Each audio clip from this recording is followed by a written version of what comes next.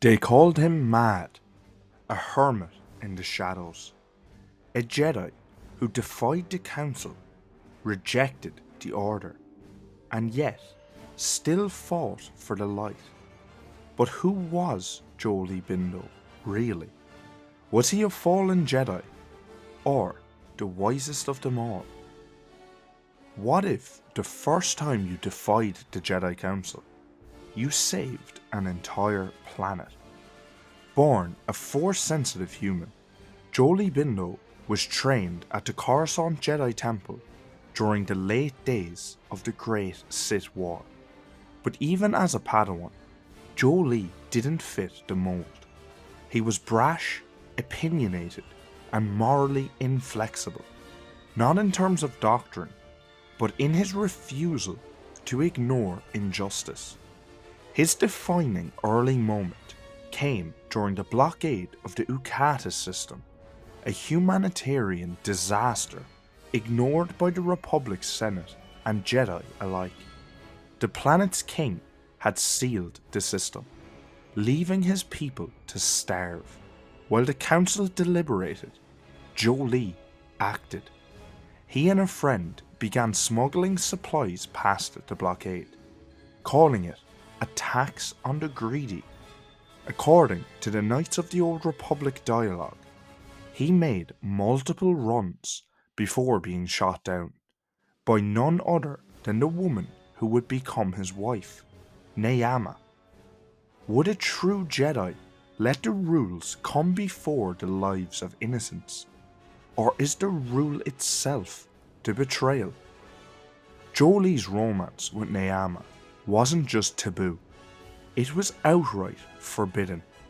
Despite still being a Padawan, Bindo saw strong Force potential in her and began training her personally, against the direct counsel of the Jedi High Council.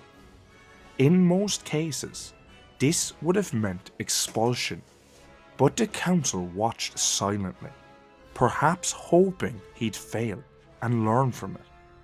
And fail he did. When the Great Sith War ignited under Exile, many Jedi fell, including Neyama. She tried to seduce Jolee to the dark side, but he resisted. In their final confrontation, the two duelled in a savage lightsaber battle. But when he brought her to her knees, he could not kill her. He let her go. And what came of mercy? Death. She would go on to kill many Jedi before being struck down. But the Council's response? No punishment. No reprimand. They tried to knight him instead. Jolee was furious.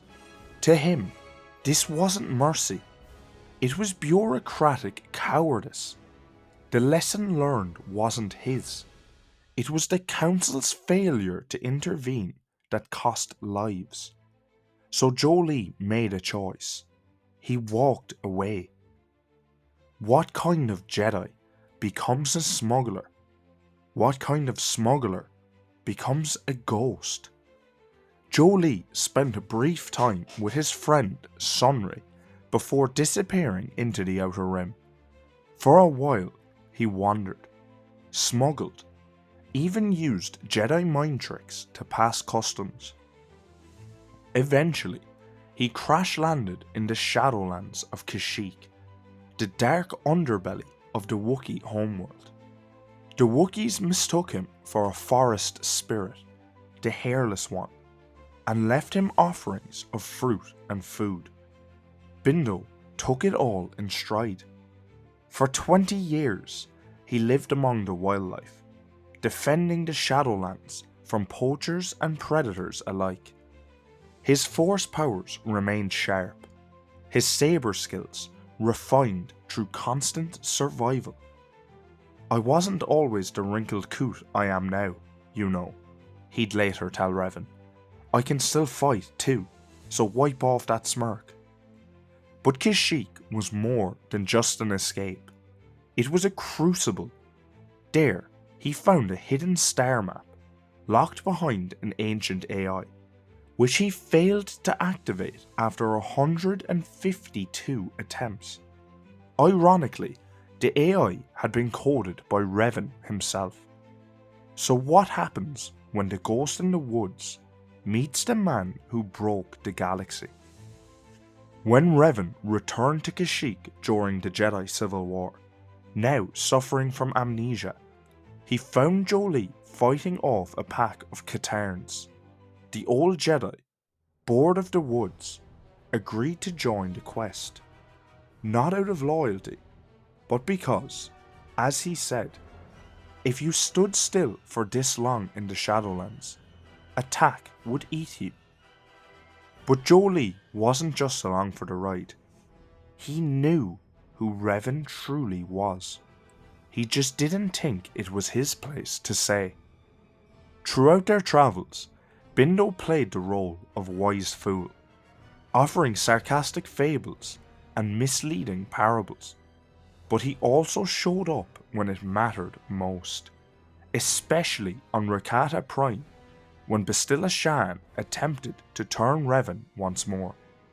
The Rakata priests only allowed Revan into the Temple of the Ancients alone, but Jolee Bindo, in one of his rare serious moments, demanded to accompany him, along with Juhani, to help prevent a second fall to darkness.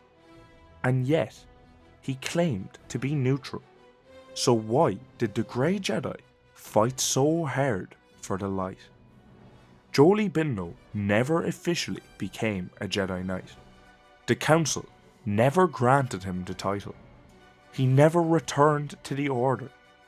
And yet, he fought in one of the most decisive wars in galactic history and helped defeat Darth Malak. He didn't need a title to do what was right. In his words, heroes and tyrants rise and fall. Historians sort out the pieces.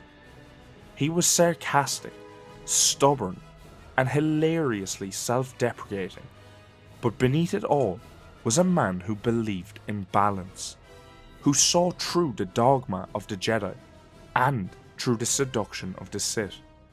He didn't walk the light. He didn't fall to darkness. He walked in the grey, on his own terms. After the Jedi Civil War, Bindo faded from galactic memory, but a statue of him was erected in Corellia's Exile Park, beside Revan and the others. A quiet honour for a man who wanted no legacy, and yet left one anyway. Jolee Bindo wasn't a Jedi, not by title, not by tradition, but maybe he was something better. But what do you think?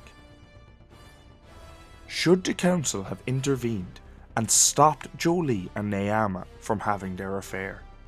Let me know your thoughts in the comments below, and as always, like, subscribe, and join us next week for another deep dive into the archives.